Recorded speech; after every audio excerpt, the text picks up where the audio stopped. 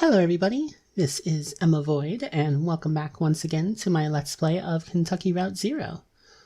Last we left off, we were traveling the river along on the Mucky Mammoth, and decided to stop for some mushroom picking. So, what do we got?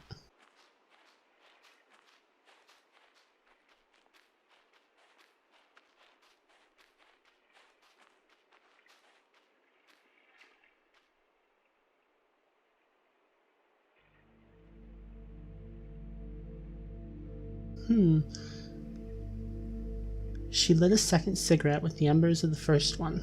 She trembled, sweating a little under a heavy coat. It was warmer near the doors, but she was following directions. No smoking within 25 feet of hospital entrance.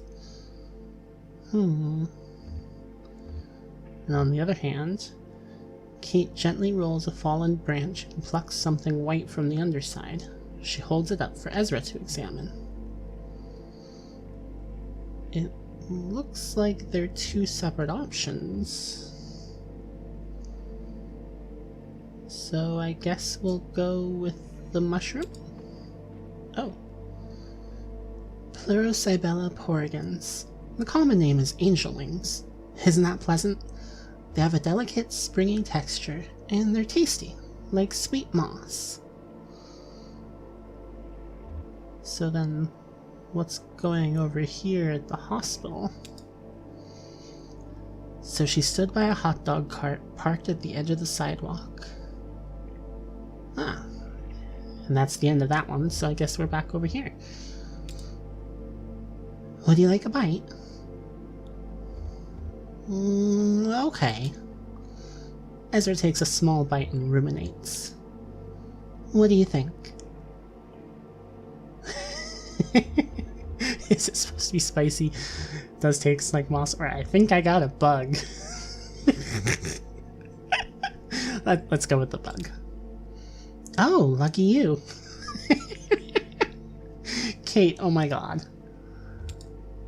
I'm kidding. You can spit it out if you want. My mushroom hunting mentor told me it's useless to pretend to know mushrooms. They escape your erudition. The more you know them, the less sure you feel about identifying them. She taps the cover of the small red book she's carrying. That's why I always bring my favorite guidebook. Kate points to a small mushroom growing in the dirt. Oh, here's an important one to recognize, though. Look, see the sort of greenish pallor of the cap? Amanita phalloides. That's Greek. Amanita means mushroom, and phalloides means... never mind. Can you eat it? Only once. It's deadly poisonous. Ah, well that's good to know. Death cap. That's the common name. It's killed a lot of people, this little mushroom, including a few Roman emperors. It's a revolutionary. Even the Buddha died from eating a mushroom when he was very old. That's just what they do. Clear away old things, make room for new things. Pretty important, right? I've always thought they deserved a little more respect. Would you like to help me look for a few more? I have a sort of shopping list. Great. Look for... Actually, just grab any mushrooms that catch your eye and throw them in this bag. Let me know when you're done and we'll see what we've got. Have fun. That's the second rule of mushroom hunting. The first rule is ask Kate before eating anything. Okay? Alright. Now we've got both sides again. So we'll stick to Kate's side for now. How about checking out some tree roots? She spots a couple of intriguing growths along the roots of the tree, a speckled white ball and a cluster of softly glowing amber caps. The hot dog vendor tried to strike up a conversation with some immediately too personal questions. So, bit of a, what's the word I'm looking for? Flashback going on as well as part of this. She decided to give him the benefit of the doubt. Maybe he considered it part of his job, she thought, to offer his customers some kind of counsel. Maybe it was to salve his guilty conscience for selling junk food outside a hospital. Huh. Alright. How about Ezra now? Rotting stump, cypress tree... Plastic bag. Yeah, sure. Bag is ragged and waterlogged. He nudges it with a stick, coiling up a plastic thread and spreading it out on the beach. Oh. He didn't like to play in the house. It was always too cold. It seemed to store up the cold at night, then slowly discharge it into his bones during the day, while the sun bounced feebly off the windows. But he liked to play in the woods behind the house. He'd taken a knife from the kitchen, stuck it for its long, serrated edge. Meant for slicing bread, its teeth had reminded him of a saw blade. He was determined to collect some firewood to heat the house. And, no mushrooms in the bag. Right. Well, back to Kate. White ball or amber caps? Let's go with the glowing amber caps. The mushrooms are slick, sticky to the touch, like they're covered in smoldering honey. Alright. Kate cuts the bundle of mushrooms from the tree roots and puts them in her bag. Alright, back to Ezra. Let's check out the rotting stump. The stump is ringed with overlapping shells of mushrooms striped brown, blue, gray, white. A caterpillar crawls along one of them. He didn't have any friends nearby. None of their new neighbors seemed to have children his age, so he played alone in the woods, alone except for the deer.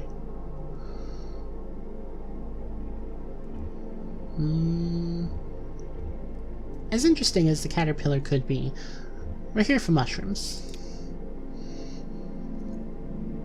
It smells spicy, sweet, mild, like how Ezra had expected his father's tobacco to taste when he hastily chewed and swallowed a noxious fistful and spent the afternoon retching in secret.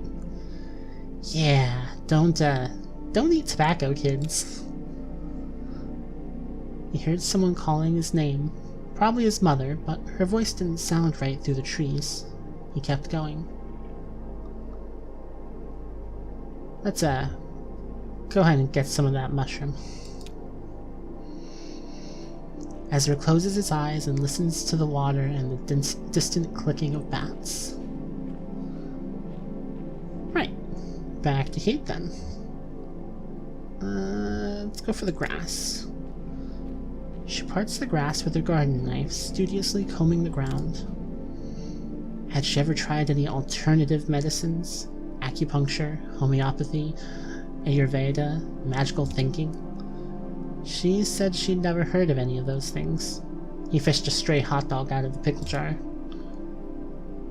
No mushrooms in the grass. Kate tries to wipe some mud off her boots. Oh, you got one? Let's see it. Oh. Oh no, I missed part of it. I think it said he tripped on something. Lay for a while in the mud, examining the pale upper branches of a sycamore tree, listening to the soft rumble of a faraway thunderstorm, then louder, closer, and his hair stood on end, and there was the bird. Oh. So it's the story of how Ezra met, I can't remember the bird's name, but his brother, the bird. Ezra hands Kate the striped mushroom he took from the tree stump. Oh, great! This one is called a turkey tail. Delicious, and good for the immune system. I just found this one. Kate takes the bundle of amber caps from her bag. These ones are really cool. See how they kind of glow a little? It's not enough to find your way in the dark or anything, but it's still pretty amazing. Anyway, I make a tea out of them. Pretty good for headaches. Kate puts the mushrooms back into her bag. So...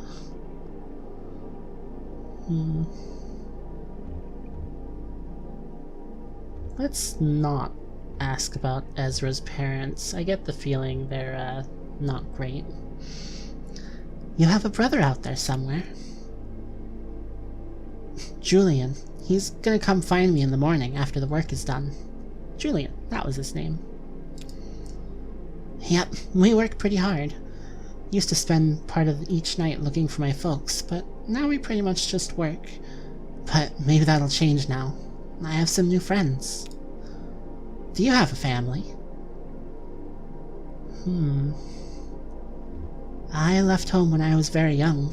Not much older than you, actually.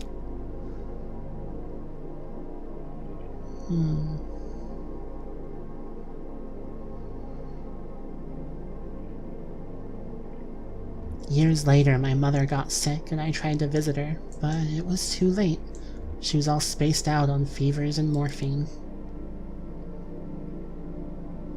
I've been basically on my own since then. Well, that's not really true. Just about everyone who sets foot aboard the Mucky Mammoth feels like family to me now. I guess if nobody's family, then everybody's family.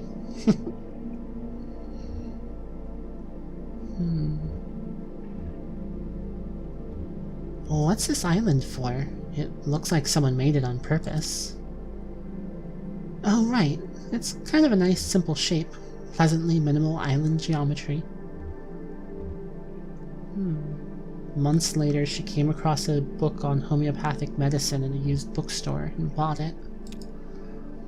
She thought it was mostly bullshit, but found the author's notes on the unpredictability of mushrooms immediately compelling. Spiritual, even. She started collecting mushrooms on hikes. Never eating them, just collecting, identifying, and discarding. Eventually, she connected with the Lexington Mycological Society and began to study in earnest the medicinal uses of fungi. I'm sure it could be natural, though. I mean, I don't know if the island itself is man-made or not, but I guess I don't know much about this place, really. It's supposed to be some kind of memorial to something. Will would know more. Sorry, it's a mystery. It's a mystery.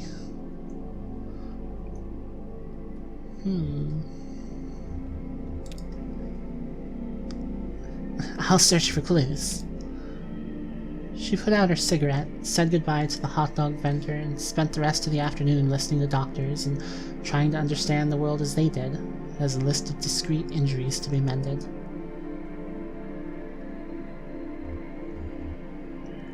Alright, so let's take a look at the stone monument then, since we're trying to figure out that mystery.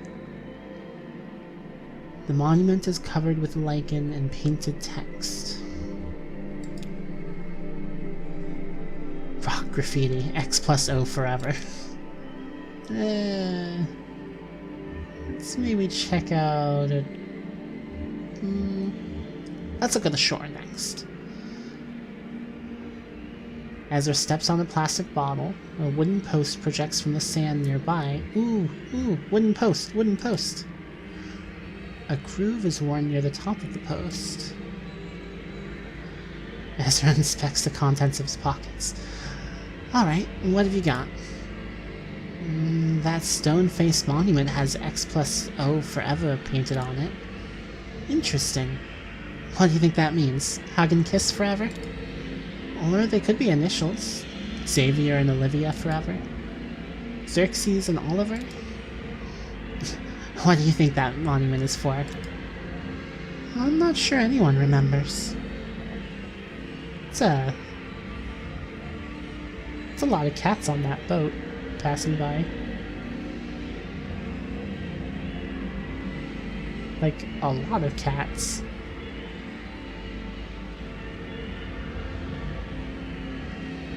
And no people. I guess maybe the cats run the ship? Huh.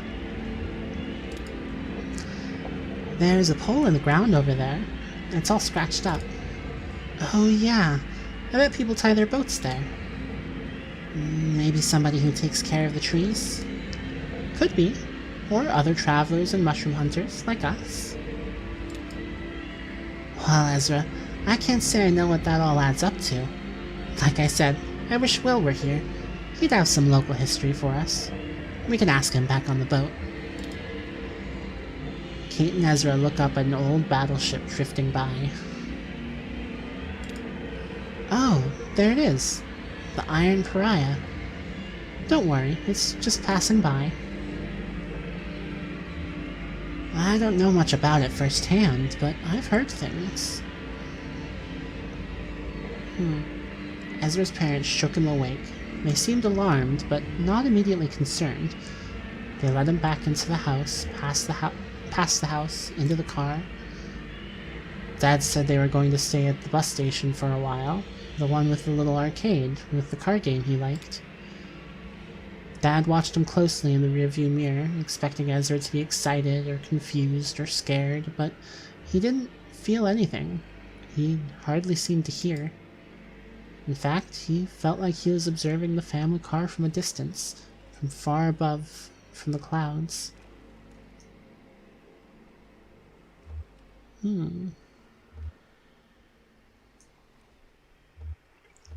Supposedly, there's nobody even aboard. No people, I mean.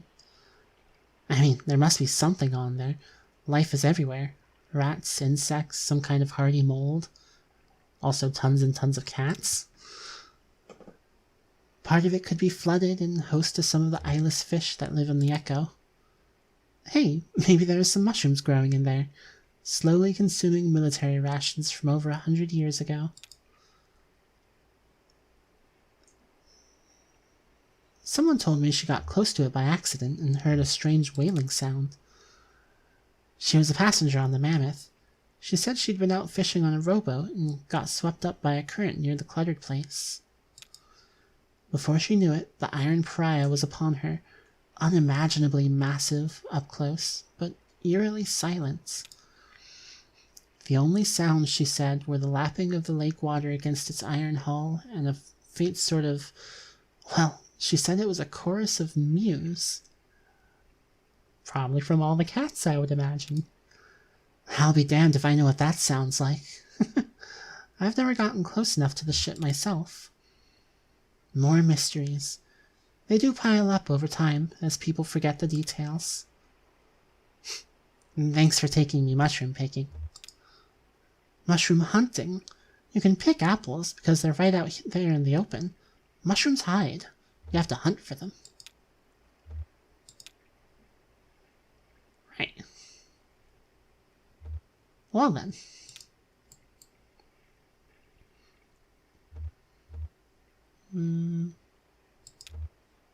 Not yet. Can we do any more exploring around here? No, doesn't look like it. Alright. I guess we'll head back then.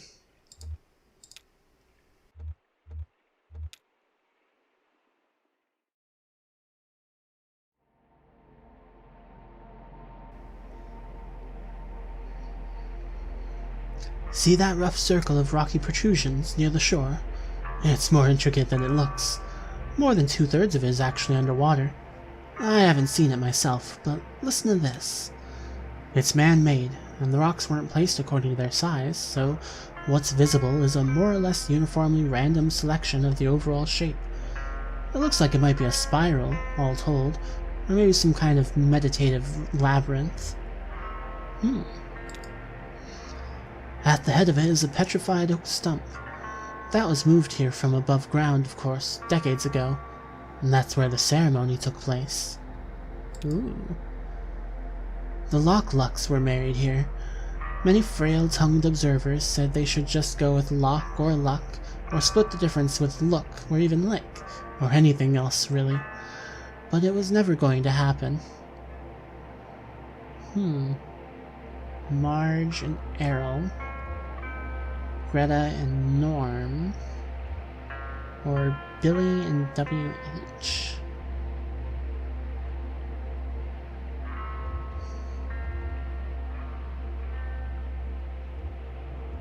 Let's go with Marge and Errol. Marge, Luck, and Errol Locke met in prison.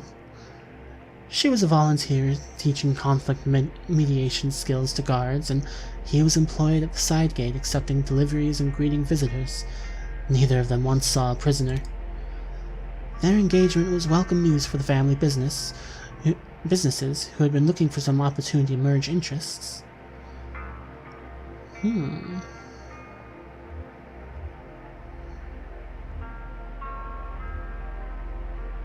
The Lux ran a busy printing press, and the Lux managed a fleet of bicycle couriers.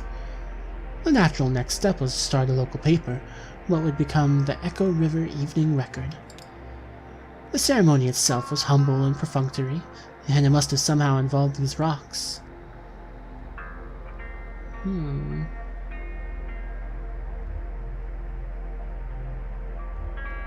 Maybe they walked around them in a spiral, like a symbol of their ever-tightening bond. And it must have also involved that petrified stump. Neither family is particularly religious, but rumors persist that the officiant wore a robe. Interesting.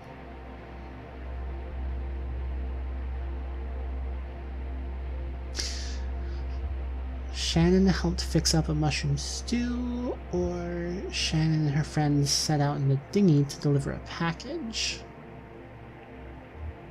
Let's go with the package.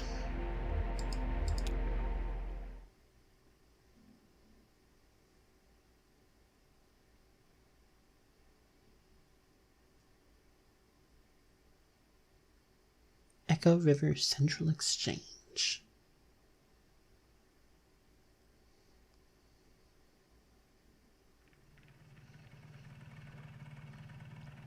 Thanks again for your help. This is about as far as the tugboat can go. You know, noise and lights disturb the bats. I usually send Will, but he's up to his elbows in mammoth grease right now. Ha, mammoth grease. So you'll pass through the bat sanctuary, which is really nice, by the way.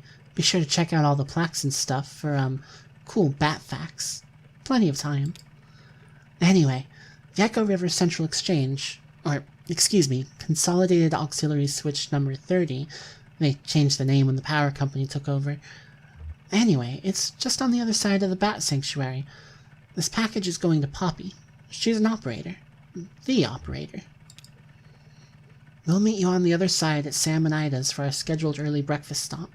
Just follow the river. Can't miss it. Oh, I almost forgot. You may or may not be interested. There's this kind of weird memorial sculpture on your way in, just before the bat sanctuary. I always recommend people at least stop and take a look at it. It's really sort of... I don't know how to say it. You should check it out. Okay, bye. Right. Well then. Ooh, we can turn our light out.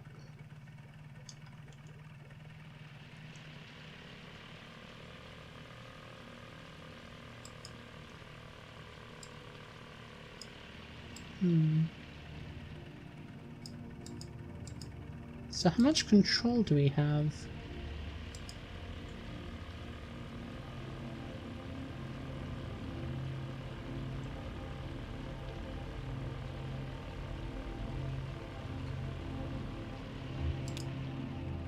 Here we go. We claim these helmets in the names of the folks who wore them, and we place them here in their memory, but also as a spit in the greedy green eye of that power company who bought up our old mine and traded our brothers and sisters' safety for a little more yield, but only yielded 28 good men and women dead when the walls collapsed and the tunnels filled with water. Huh. That sounds familiar. Their lungs were black, but now they're washed clean and full of water too, and swept through hidden tunnels into some awful cave we never will find. And so we guess the water buried them for us, so let this here be the marker for their grave. And if any son of a bitch from that power company wants to take back these helmets as company property, just you try it and see what will happen. Hey, Elkhorn, that's the mine we met in, where your folks, worked. Looks like it's been here a while. I sure as hell wouldn't mess with it. You think whoever wrote it is still that angry?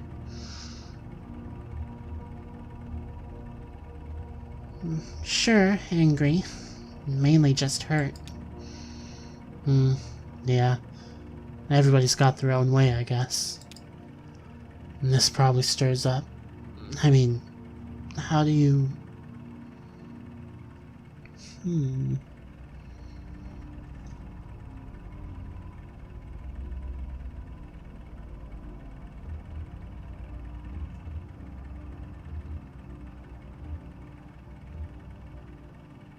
It's fine. I'm glad this is here. People should remember this happened. Well, here we are, remembering. And I didn't even know it the first time around, but here I am remembering it now. It's a fine memorial, I guess.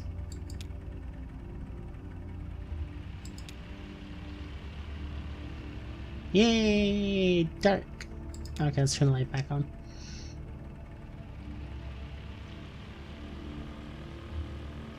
Dick. Huh, we actually stopped when I turned it off.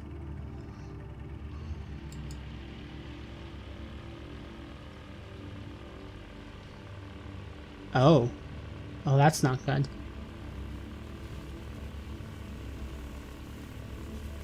Hi. The skeleton arms. What? You're looking at me like I'm crazy.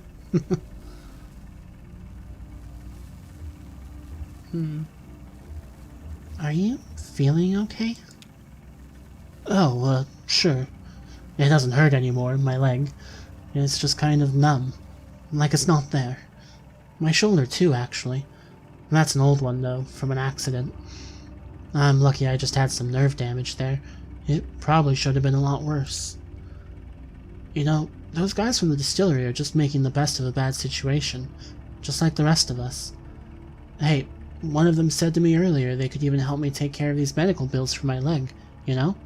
Get it all together on a plan, consolidated. That sounds like a really bad idea. Oh, I don't know. They seem to have a lot of experience with this kind of stuff, and they've got a whole process figured out. Anyway, I have a feeling it'll all work out. Even for me? Hey, why not? Seems like we're getting pretty close to finding your cousin, right? Besides that, you're young and smart. Plenty of time to bounce back from... whatever. Listen. That old truck I've been driving belonged to my boss, Ira, Lisette's husband. To be honest, Ira didn't like me very much, but somehow Liz got it into her mind that he would have wanted me to have that truck someday. Maybe to make up for all the yelling he did, or maybe so his ghost could hold it over me. Just one more thing to feel like I owed him for. Anyway, they got their own trucks at the distillery, and now that the antique shop is closing up, I've got no use for that old truck. I was thinking you could take it.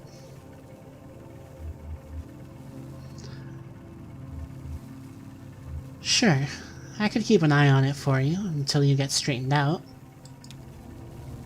Sure, okay. Sounds good. Click. Huh. So they don't actually glow in the dark. Visitors to the Echo River split-nosed brown bat artificial hibernaculum and sanctuary are asked to take extra precautions in order to prevent the introduction of foreign fungal contaminants and the spread of white nose syndrome. Please do not visit the sanctuary during the same day in which you visited any cave known or suspected to host bats infected with white nose syndrome. Please do not leave your vehicle. If you must leave your vehicle, please remove shoes, clothes, jewelry, headwear, and eyeglasses to ensure you do not bring any foreign spores ashore with you. Please do not touch any bats or structures. The split-nosed brown bat is confused by light. If you are using a lantern or other artificial light source, be aware that it may attract and confuse bats. If you are approached by bats, do not panic. Relax, stop your vehicle, and switch off your lights. Never touch a bat. Huh. Well, that's good to know. And I suppose that's why we're able to turn the light off.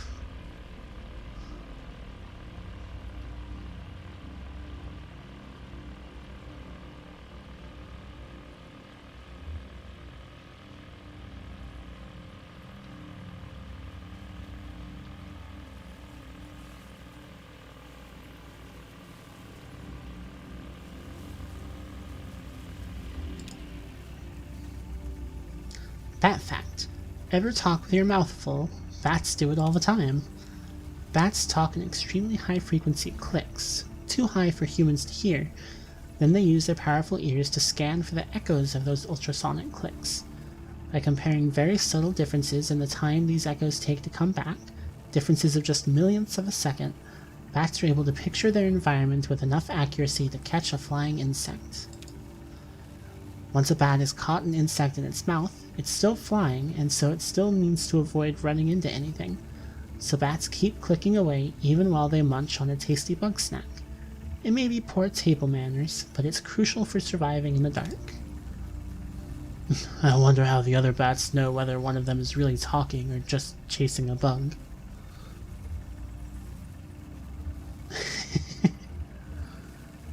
Sometimes it's hard to know with people, too.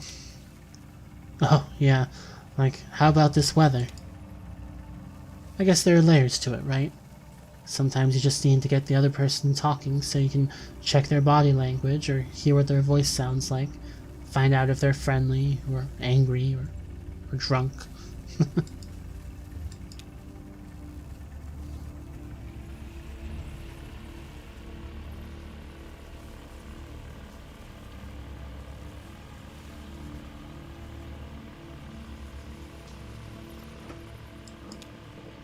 The bats are getting a little close. Let's turn the light out for a moment. Damn, it really is dark down here. Are you still there? Sorry, just thinking. Yeah, it's a reflective kind of place if you're that kind of person, which I think you are. What are you thinking about? Weaver. Oh, yeah. You think she's down here somewhere? Yeah, I do, actually. I was just thinking about my ma. I guess because we were talking about your folks a minute ago. To be honest with you, I don't think about her that often. Your cousin brought her up earlier, and she's just been on my mind. It's good your folks have a memorial. A lot of people... nobody remembers them when you're gone.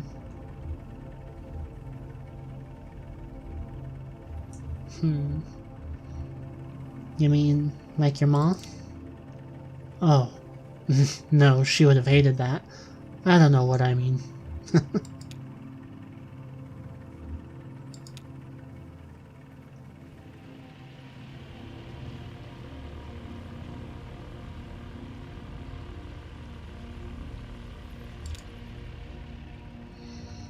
Bat facts. Split-nosed brown bat's natural diet mostly consists of moths and other small insects that breed along the river. Here at the artificial hibernaculum and sanctuary, we use a combination of chemical snares and ultrasonic wards to repel all potentially contaminant-bearing insects and replace them with our own locally bred and spawned hypoallergenic antiseptic pseudomoths, which we call the little gray nothing moth.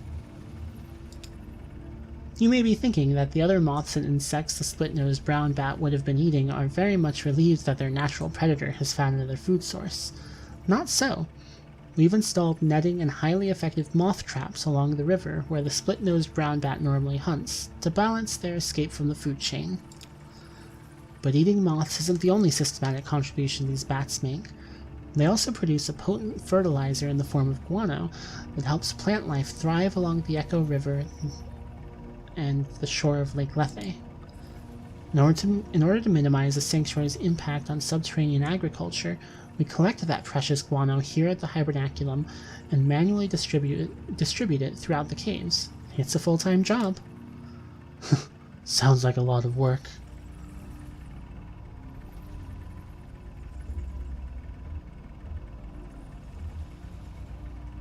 It's all fake, except for the bats. Yeah, I guess so. Reminds me of that guy Donald and his crew down there with the computer.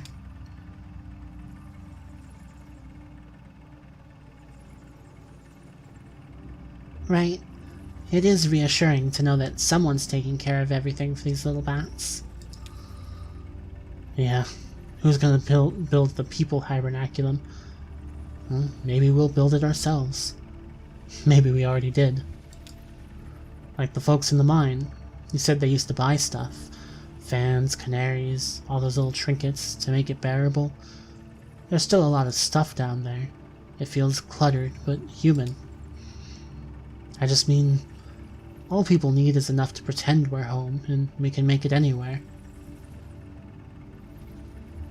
You get kind of philosophical when you're drinking. Did anyone ever tell you that? Yeah, I guess I do. No, this is nothing. I used to have this drinking buddy who would get loaded and tell the weirdest damn riddles, like, which is more musical, a truck passing by a factory or a truck passing by a music school? Count your blessings. Right. Well then.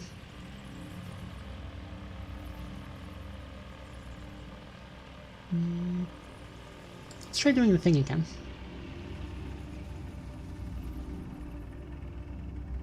Aha! Better hang on a minute. Feels like there's one kind of hovering right over me. They don't really hover, though, do they? I mean, how could they? I guess a lightning bug will hover by beating its wings really fast. Maybe they can do that too. I used to watch lightning bugs in the evening, out at the edge of the woods. Lisette's kid Charlie, he loved them. You know, he ended up going to college and studying astronomy, and I like to think he got his love for stars from those nights watching bugs. Anyway, me and Charlie, sometimes we try to see one of them up close. You lay in the grass and you have to be totally still for a while, like one of those wax sculptures. Don't even breathe, like this. Oh, you can't see me. I was doing the watching lightning bugs in the grass face. I think I can imagine it. Yeah, you've seen it already when I fell in the mine, kind of stunned, in shock. Hey, who were you talking to earlier? When we met in the mine, you were on the phone with someone. I forgot about that. Just a friend. Alejandra. We met in school, and we're still pretty close.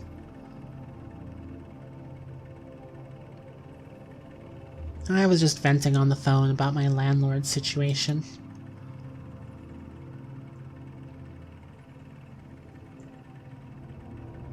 She was very patient, but I could tell she had no idea what I was talking about.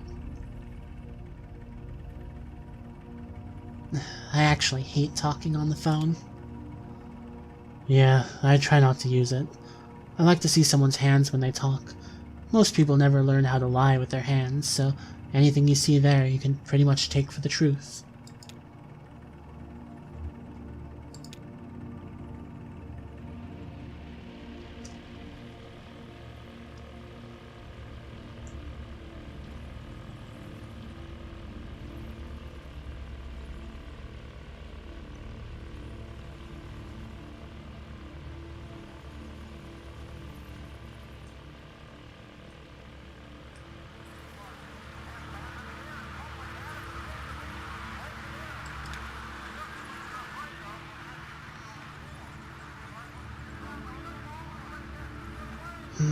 Lisette's sick. I mean, she's old. We're both old. Hell, you're about the youngest person I know right now. Oh, and the kid. Maybe blue by a people calendar.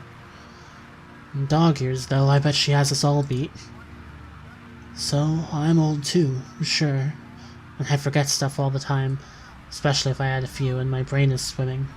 But I mean, Liz, it's all going away. She's losing words you'd never think you'd lose. Not just like the street she grew up on, but the names of colors and types of furniture. Or I mean, even the word furniture. She'd say, "We've still got a few nice pieces in the, what's that I call the shed, where we put the bigger pieces, the beds and couches and I'd say, "Oh, Liz, why do you keep teasing me about that time I fell asleep in the furniture shed when it's so damn comfortable in there?" I tried to help her keep some dignity, you know. It's all I had to offer at the end. She has a sister in Nashville who'll take good care of her, and now that I'm not around the shop all the time, what was that old guy's name? Used to make deliveries for the shop. Smells like leather. Ira was always yelling at him, too drunk to work on the one day he could have been in the right place at the right time.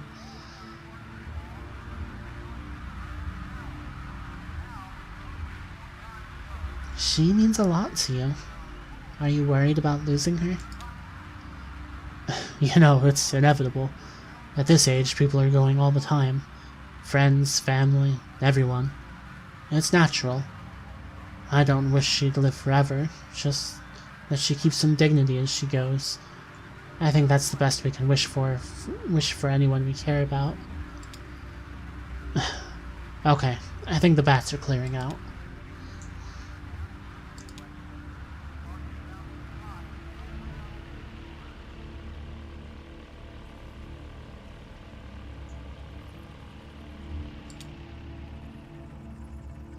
White nose syndrome is still largely a mystery.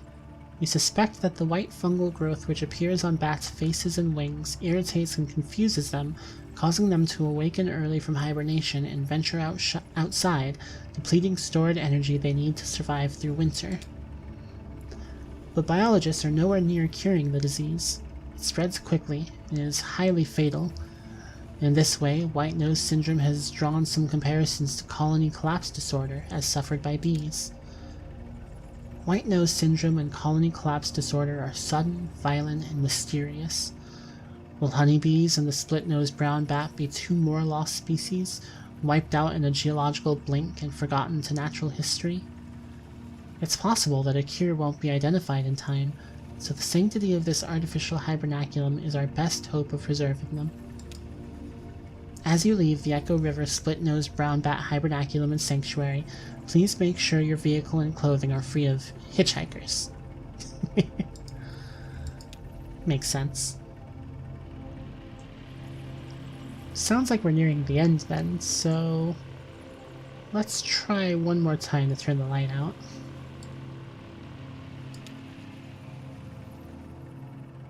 See if they've got anything else to talk about.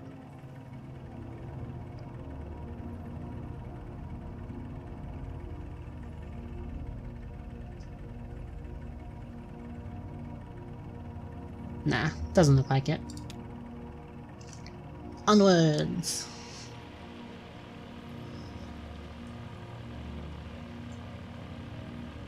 Oh hey, it's that little boat.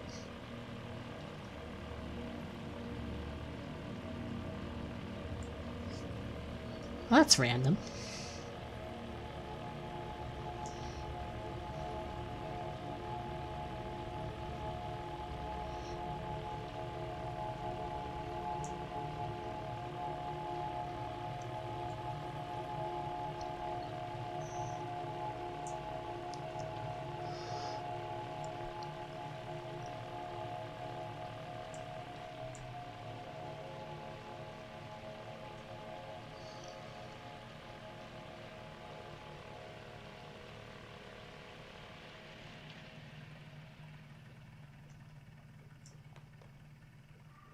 Oh, and that's Flora over there. Huh. Click.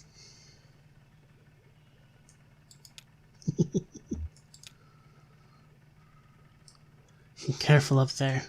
Can't drive your new truck if you slip and break your legs. You too. Try not to make any more bad deals while I'm gone. I'll just be floating along down here.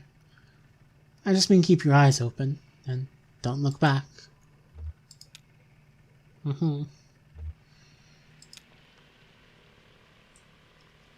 Oh, hi. I remember you. That's a nice boat. This boat has traveled really far, about 250,000 miles. It's made out of paper. There's a secret inside it. So, what's the secret? I drew a picture of Ezra on it before I folded it up. He's my paramour. I'm a romantic.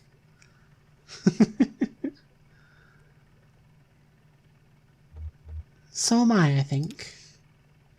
Yeah, you'd have to be to hang out down here. Okay, bye. I like that kid.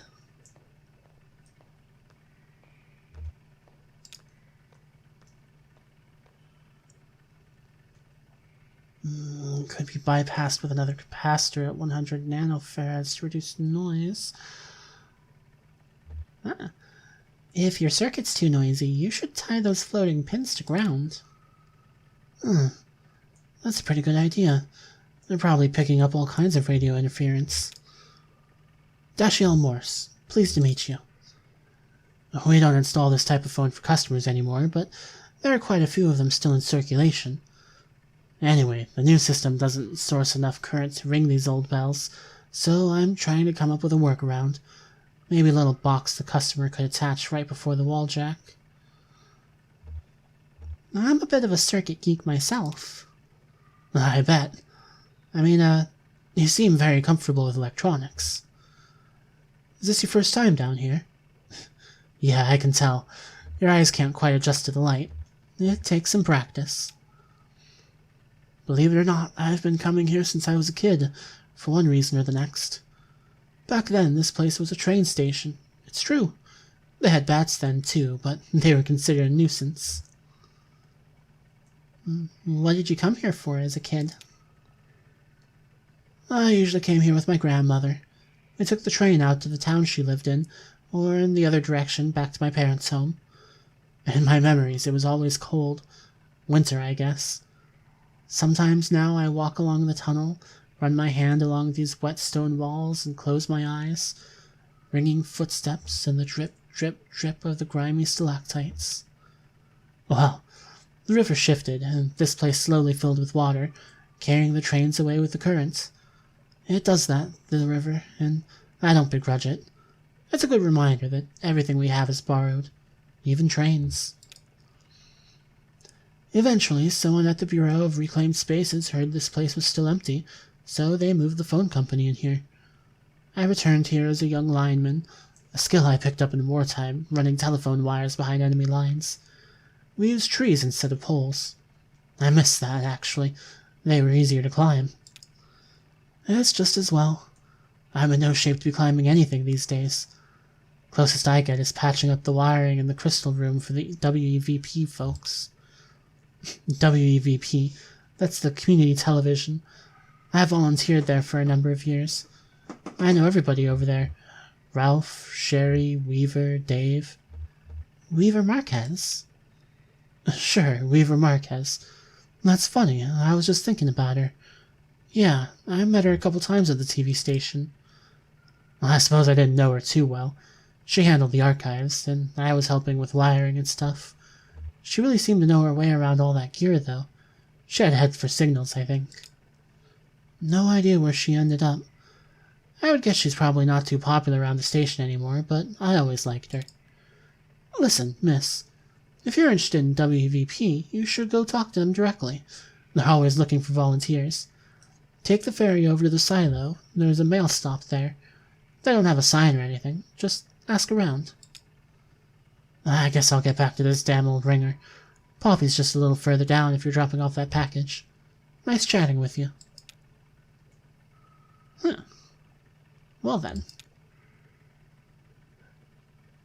How does the old guy... Wait. No, that doesn't make any sense. There's totally a bunch of lights over here.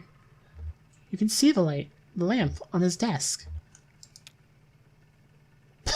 When we turn out our lamp, everything goes black. That's silly.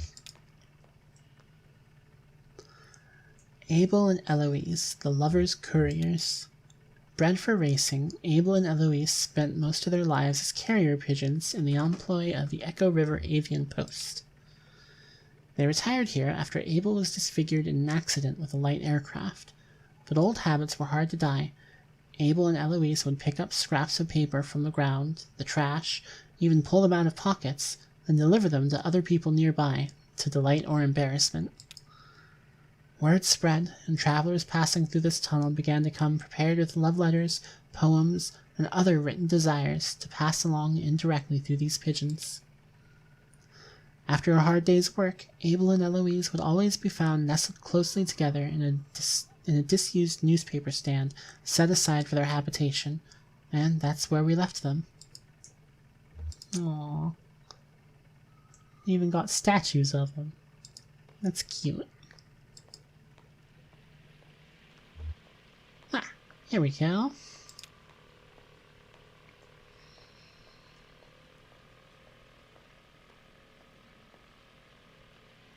Just set it right over there by the lamp, sweetie. Thanks. Actually, just a minute. Who does that parcel claim to be from?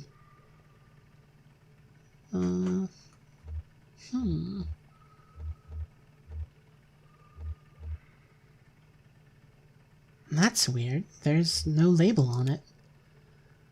Well, if we're lucky, it's chocolates from a secret admirer and not a snake from an assassin. So, who are you? You work for the post office? Or the tugboat? I only ask because I haven't seen you before. Was that you I heard chatting down the hall?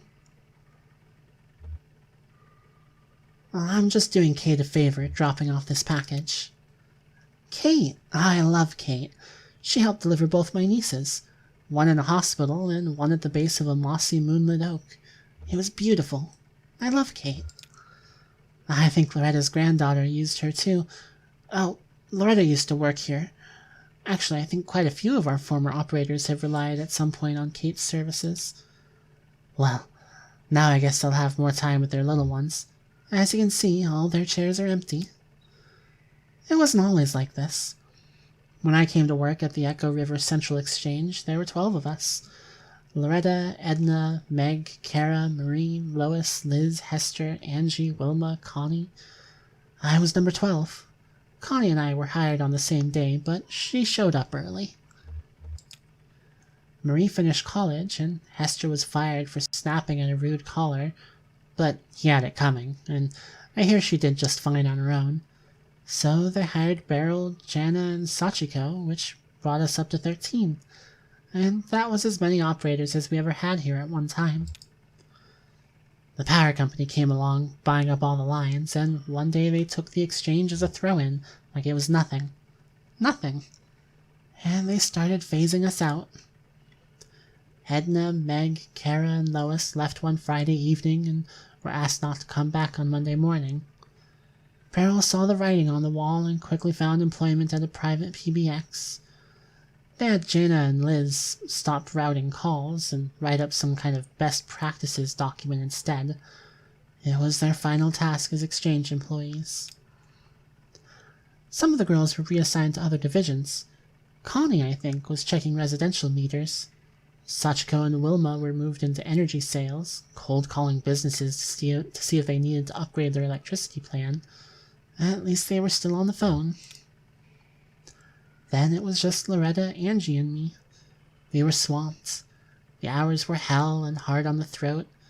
The voice with a smile became a croak. I was gargling warm salt water in the break room, sipping from a thermos full of honey broth stashed under my chair. Oh, I brought a lot of extended technique to the switchboard in those days. Oh. Speak of the devil. Sounded pretty good to me. He's got the voltage too high. He'll burn out the relay. So, where was I? Extended switchboard technique. It was all about timing and breath. Some girls got lightheaded doing too many calls in a row with that upbeat, dynamic inflection they made us use to keep everything intelligible. It was very physical. So, after a few months, it was just me. A new automation strategy was announced, and this place was rechristened Consolidated Auxiliary Switch Number 30. If it's automated, what do you do here? It's not fully automated. There are still gaps in functionality that need a human touch. And, it really is all about touch here. Sound is a vibration, a touch you feel in your ear, so my voice is my touch. When we're talking, we're touching, even on the phone. That's an electric touch, an intimate little shock that makes your tiny hairs tremble. But that's not even what I mean when I say it's all about touch here. When the power company first tried automating this old exchange with fancy new transistor arrays, the switchboard caught fire. It was just too much, too fast. So they tried using some clunky old mechanical relays, but then the calls were getting mismatched and out of sync. It was a nightmare. Their technicians determined that the phone system down here had been designed ad hoc over decades around the specific tempo of its human operators. So, short of replacing the whole thing, not to mention all the wiring, they'd have to work out the exact timing of every little human gesture that goes into routing a phone call. And that, officially, is my role here. I run the switchboard for the whole exchange. Once the work of 12, I'd like to remind you. They have some kind of machine somewhere that tracks how long it takes me to do each little thing. The caller never hears my voice now. They dial, my little indicator lights switch on, and I make the connection. Do you miss talking to callers? There's something that bothers me about the process, besides the fact that I'm training my replacement, who isn't even human. Here's what I mean. How long do you think it should take to time my every move and recreate that timing in an automated switchboard? Rough estimate. At least a month. That's what I said. But this has been going on for over a year, and a very dark thought has started to nag at me. What if there is no cheap machine that's going to replace me? What if it's cheaper just to keep me here, filling in for the rhythm of the operators? What if I am the cheap machine? Why don't you just quit? In this economy?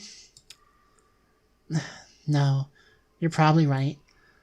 Working in silence for peanut shells, waiting to be replaced by a robot, doesn't sound very dignified, does it? The reality is that I've been working here for my whole adult life. I came here as a girl, and I'll leave as a middle-aged woman. I don't know if I'm ready to be her yet. Oh, the parcel. Right over there by the lamp is fine. Thanks for dropping that off. Take care. Think of me when you dial 0.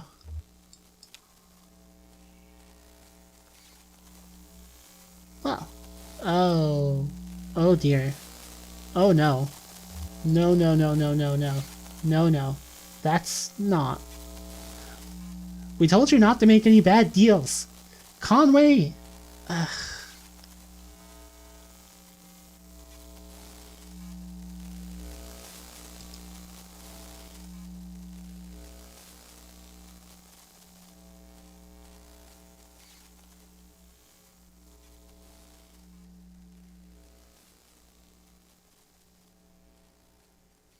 Well, that's a hell of a way to end an act.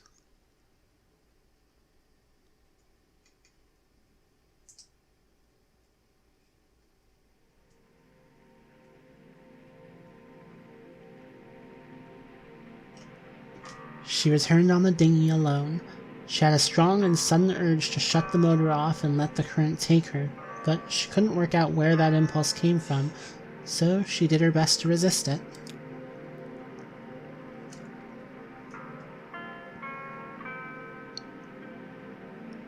Oh, hey. She met a guitar player pedaling a floating bicycle with his dog in tow. He said they took turns. The water was cold, and the floating bicycle, while technically marvelous, wasn't quite buoyant enough for the both of them. Swimming is hard work, The hardest work that dog had ever done, he expected. They'd been traveling this way for most of the night, struggling through the icy water, stopping to recover when they could find a rock large enough to start a small campfire. He had his belongings stuffed into a weathered guitar case at the end of a thin rope. It floated pretty well, so he only had to keep an eye on it and occasionally free it from a rock or some driftwood it was caught on. She invited him to ride a ways on the dinghy. He appreciated the offer, but they weren't in a hurry.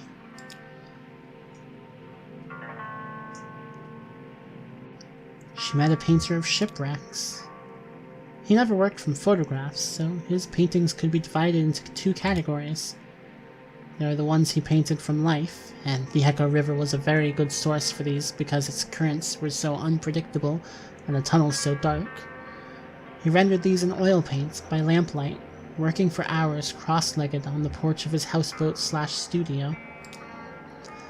Then there are the ones he painted from memory, mostly the memory of a single wreck he encountered as a much younger man, picking up litter where the coastal highway cleaves to the rocky beaches of Northern California. These were done in watercolor. He preferred to work on them in the morning, at a room he rented near the airport in Louisville. He had some postcard-sized sketches in charcoal, too, of the Iron Pariah. It wasn't a wreck exactly, but it felt right. He tried to scribble one down every time he encountered it, though it was so unpredictable, and he was so focused on details, he usually just ended up with a handful of inscrutable marks.